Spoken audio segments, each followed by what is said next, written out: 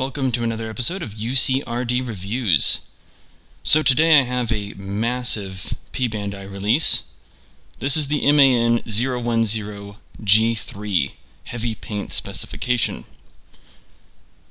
So this release is kind of like the Nightingale. It's just a regular Robot Spirits release. There's no version anime or anything. And it's a pretty obscure release, and if you watch this channel frequently, you know that I like the obscure UC stuff. So this is probably the most obscure thing that they've released thus far. So this giant thing comes from the Zeta Gundam manga in 1985, I think, is when it came out. But it was retconned out of it, and it then appeared in the revival of Zeon manga that took place between Double Zeta Gundam and Char's Counterattack. Now, there's the top of the box there. This huge thing, I don't have a whole lot of information about it, other than just it being a big, giant mobile suit, mobile armor kind of thing. I do know its lineage is like the Elmith, the Cubile, the Queen Mantha, you know, suits like that. But it is a gorgeous looking figure from the images here. Normally I open these up and, you know, take a look at them, figure out what I want to talk about and stuff, but this one I actually haven't opened up yet, so this will be some true first impressions once we start digging into it. So I'm really excited. So let's go ahead and take a look at it. Alright, so I took all the plastic bits off and stuff, but I haven't actually messed with the figure yet, so let's go ahead and take a look at it. So this is it. This is the mobile armor form, and we'll convert it into its mobile suit form here in a minute. But holy cow, you have the decals on there. So the thing that worried me in the pictures, and I'm looking at it and it still worries me, is stuff like this. So those little fins, you know, you put your hand on there weird or something, and those will pop right off and be broken. And this is not something you want to break. So you have these little fins here are the same way, and I'm sure there's more. There's some by the head here. Just very carefully rotate this thing around. Underside looks crazy. You have all the funnel compartments there. That's where the landing gear goes, I believe. It has 6 legs, so 3 on each side. These 2 pieces up in here are fragile. It noted that in the instructions. And let me get it around to the front here. These 2 pieces you absolutely want to be careful of. There are more fins that go on this. I have not attached them yet, and I'll show that process. What I'm going to go ahead and do is I'm going to get the stand put together. I'll show you how to make that, and then we'll convert this into its mobile suit mode and show off the articulation. So this is the stand that it comes with. Really nice black and silver stand. It says another grip stripe 0087, and then the name of the mobile armor here. These are the stand pieces for when it's in its mobile suit mode. So it has like a base piece, this, and then the actual holder, and this is a base piece and the holder. It has some specifications up here, and it's a really nice stand, very similar to the Nightingales. It has some other components that it comes with, so these are some other pieces that work with the mobile armor form, which we'll show off once we make it back into the mobile armor form at the end of the video. You also get 2 clear stand pieces, and these are actually for holding the wing binders up. Then it has these little connectors here with it, and I haven't taken these apart yet, but these are the arms for it. So we'll show what these are for in a little bit. Okay, so to convert this into its mobile suit form, the first thing we're going to do is actually pull the legs up. They're on ratchet joints. And then we just extend all of the little feet. And we'll get these kind of positioned here. Pull all the toes down. There we go. And then this, let's see if I can grab this thing here. This little joint piece here, you can kind of see it up in here. This one's going to fold up and over. So, this thing's so bulky, it's kind of hard to grab a hold of because I don't want to break anything. There we go. So that'll kind of fold over on itself and just come straight downward. So from there, the head, let's get this back in frame here. The head will actually come up.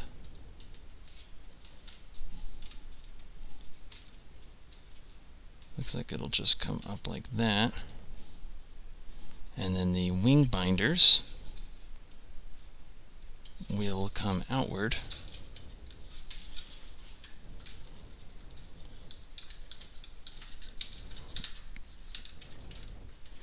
So you see there's joints up in here, and you're just kind of spreading those out. And we're going to do the same to the other side. And just kind of wiggle them into place here. And then from there, we kind of get it situated. And I'm going to grab the stand and I'm going to get it on the stand here. Alright, so that was a little bit stressful. So there's one little piece, this little gray piece here. This was, let me move this thing, it's so heavy. This was where the rear portion of the stand connects up here. So this is kind of like a plug. You pull it off and then the stand will just peg in. And then on the bottom of the torso here, there's another hard point where the stand will peg in up there. So this is it. This is the mobile suit form for the G-3. It is quite bulky. So I'm going to attempt to show off the articulation as much as I can. So starting with the head, let's get the wing binders out of the way. The head will actually come up quite a bit. I mean, I think it's almost going out of frame there. So it is on a ball joint here, and then I can turn and do whatever it wants. Obviously it's quite large, so it's limited, and then it can kind of sink in for the mobile armor mode, which is pretty cool. It does have dual mono eyes. Let's see if I can get it kind of close up here. Dual mono eyes is not the term that I wanted to use. It just has two eyes, because if it's a mono eye, that means it only has one. I don't know if you can see it quite in there, but it does indeed have two eyes. I'll see if I can show it better later on. So in the chest area, you do again want to be very careful of these two. This you saw is multi-hinged. It comes almost straight out in the mobile armor mode, and then in this mode it's just sitting downward. The legs are on ratchet joints, so let's again move the wing binders out of the way, and let's see something. So the leg will come out about that far. That's where it's hitting the armor right there. And do they swivel? They do. So you have a swivel joint right at the thigh there. It doesn't look like it swivels too far. I don't want to force it, but it does swivel. The main knee joint, okay, we're just gonna lift you up here, make this a bit easier. Main knee joint will go about that far, and it is limited by this rear leg piece right here, so it doesn't have a ton of articulation. The leg will go up about this far as well. This is about as far up as it goes. toes just kind of go up and down. There's no real articulation through here that I can see. These little side legs, let me move this around here so I don't break anything. These little side legs will hinge on a joint. It looks like it's metal, and then the feet move as well. So they're just jointed here and here, and that goes for the rear ones as well. So let's get this back on its stand. Alright, so now that I have it back on the stand for a second, let's take a look at the wing binders. So you can kind of see on the inside here, you have some pieces. It looks like that's the, I guess, the beam saber holder in there. The wing binders themselves are multi-hinged up in here. So each one has a double hinge, and then they will rotate as well. Be careful of scratching the main body armor, because this is a fully painted figure, so it will scratch. You have a little beam cannon here that is multi-hinged, so these will actually just pop right off. I was trying to demonstrate that it'll turn and it can fire forward when it's in its mobile armor mode, but you can see it's just pegged in there. So then the arms have an interesting joint to them. So let's see, from the shoulder, that's the best way I can show this. The binder is going to totally get in the way. The arms don't have a ton of articulation in here. You can hear it squeaking there. And that's because there's a lot of stuff in its way. It will rotate up in the shoulder, and it looks like it'll do a full 360. This one rotates independently of the elbow joint, and this will also do a full 360. Again, armor limiting. It has this little pincer claw deal right here. This is the hand, which has a hinge joint right here. These little flimsy hands, and there they go. So they pop off really easy, which is kind of a good thing. You don't want to be playing around with the hand ball joints the whole time when you're trying to pose this thing, because you will definitely break something. And then, so we'll go ahead and close this up, and the arm will come up pretty far. You know, again, armor limiting, it'll come up to about there. And this is about as far out as it'll go. And then the only other thing I think here is this massive back binder. And this hinges up and down. So we'll go ahead and take it off of the stand. Move the stand to the side here for a second. And this comes up and down about that far. And again, you have all of the funnel holders. This is that piece that I was talking about. This is where the landing gear goes. A bunch of cool these are the thrusters. These are where the fuel canisters will go, which I'll plug those in. And this way you get a better idea of what it looks like on the bottom here. Again, these two pieces you want to be real careful of, the stuff on the arms. So it is a fragile figure, but let's see what it comes with. So it does come with some accessories. Let's check them out real quick. Alright, so we're going to take a look at the accessories real quick, which includes all of the delicate fins that I have to put on. So God have mercy on me, hopefully I don't break anything. We're going to take a look at these fuel canisters real quick. So these actually look pretty nice here, well painted, do have a pretty big ugly seam line on them. However, they are on the underside of the mobile armor, so it's kind of acceptable, I guess. So you get two of these. This is the landing gear, and I'll show where this piece goes. It's all one solid piece. It's painted really well. Looks nice. You do have extra little hands. These are for holding the beam sabers They have three-fingered hands just like the Zommel. You have, I guess this is what, 4 beam sabers? So I think you can plug one in each wing binder. You do get 2 beam saber blades, which are pretty long. They just plug in right like so. And you get a bunch of little funnels. So you get, let's see, 3, 6, you get 10 of them, which is pretty cool. They look really nice and they plug into the bottom side of the wing binder. So I'm going to put all this stuff together, show you where it all went, and hopefully I won't edit this video where I come back going, hey look, I broke something. So let's see what happens. Real quickly, while I'm putting all the fins on, I wanted to go ahead and show you the head. Since I have it off of here, you can see the 2 eyes in there.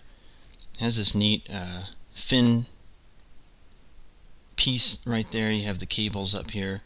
So it looks really, really cool. I mean, it's a nice looking headpiece, very reminiscent of mobile suits like the Ge-Drei. So really cool looking. Alright, so that was kind of a nerve-wracking process. So I talked about the one that goes in the head. You have these 2 that go beside the head, and then we're going to go ahead and spin them around here. So you have one on the main binder here. All the fin funnels attached on the bottom. Can't really see them with the way he's oriented, but they just peg right in, super easy. Stand piece pegs in after you drop this little door down, and then you have the canisters that go here. They're on a ball joint, but they can't move around a whole lot. And then you have 2 fins on each side there. So it wasn't anything crazy, but you know, it takes a bit of force to get them in there. So I also have the clear stands holding up the wing binders. This is an optional accessory. You know, if you're going to pose them in something like this for a long period of time, you don't want that weight to be weighing down the joint, so having the stand pieces hold it up makes it a bit easier. And then you can see up here in the wing binder, the beam sabers just snap right in there. There's 1 in each one, aside from the one that's in his hand there. But I mean, holy cow, this thing just looks absolutely amazing. You can see all the detail in the wing binders here.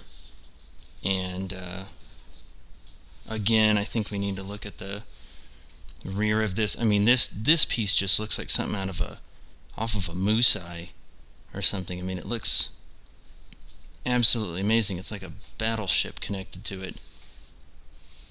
And so you have the arm piece there. Now the waist kind of rocks back and forth. I didn't show that when I was doing the articulation.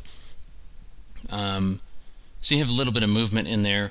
The arms, I've noticed you want to really move them up at the shoulder if you can. Like if I take the arm and try and move it up like this, I feel like this is going to snap. So, you know, it's not as reinforced down here. So really try and move them at the shoulder. And then of course then you can move the elbow joints and do whatever you want to fine tune it, but I would absolutely do it that way just to be on the safe side. But I mean, this is a cool looking figure, definitely one of my favorites already. So I'm going to go ahead and convert it into the mobile armor mode, and we'll talk about how much this thing set me back and why my wallet hates me for buying this. So here's the true mobile armor form with all of the fins and things attached to it, and it looks absolutely amazing. I mean, this is going to become my favorite piece in my display collection because it looks absolutely menacing. I mean, that's a cool front end right there. Really, really neat looking. Great design. The paint looks awesome. You know, you have the separation between the green and the gray. The stand is nice. The stand works better on this release than with the Nightingale. The Nightingale was kind of floppy on the stand. This one pegs in both sides just fine. So I did find out that these 2 pieces that I showed earlier are actually just stand extenders, so you can make the mobile armor mode sit taller, or the mobile suit mode, however you want to do it, which is pretty cool.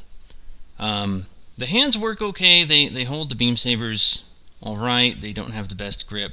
They're a little rubbery, but that's okay. It's easy to convert it into mobile armor mode or mobile suit mode. You just move a couple of pieces. It is finicky. Like I said, you have a lot of fragile parts on it. That's just kind of how the design is. There's not really much you can do about that. I do wish that more of the pieces were a little rubbery, like these attachable fins. That's not the case, unfortunately. Another thing is, a lot of these fins, when I was attaching them, they're very snug fits, which I don't particularly like for a couple of reasons. Firstly, putting them in there, you can break them because you're having to use so much force to actually get them in there. And secondly, like I said earlier, if it falls, instead of that piece popping off and being reattached, it's just going to break. And those are a couple things I didn't like about this release. Other than that, it came with everything it needed to come with. It's not a version anime figure, so it didn't come with effect parts, and that's okay. It didn't come with anything for the funnels, like any sort of stand pieces or anything like that, but there's nothing wrong with that. But what it does have is amazing, and it looks fantastic. There were a couple other bits that were more movable than I originally showed. I was trying to be careful with the figure. The little claw arm piece that sits by the hand, that can extend out a little further than I showed. This comes out pretty far. I didn't show that originally. The legs have a little bit more articulation than I showed, just a tad. The joints on the legs are really tight, so I didn't want to mess with them too much. Same thing with the shoulders. They rotate and do everything a normal shoulder joint does, but they're on a ratchet joint. It's really, really tight. Speaking of joints, there wasn't a whole lot of metal joints in here. There were some in the legs, and there were metal pins in the joints and like the arms and stuff, but that was about it that I saw, at least. So otherwise, you get this cool looking Zeon mobile armor. I mean, you really can't go wrong with it.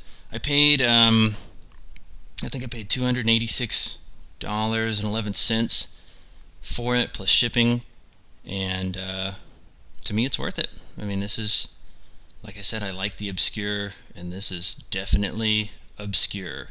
So if you're able to pick it up for a decent price, under $300, absolutely do it. You won't regret it. Be careful with it, but you won't regret it. And if it's more than that and you think it's worth it, I mean, I probably would have paid over $300 for it if I had to, but luckily I didn't, so I can save that money for other releases. But I really like it. I absolutely approve of it. Robot Spirits really knocked it out of the park with this one. So thank you for watching the review, and have a good day, and be safe.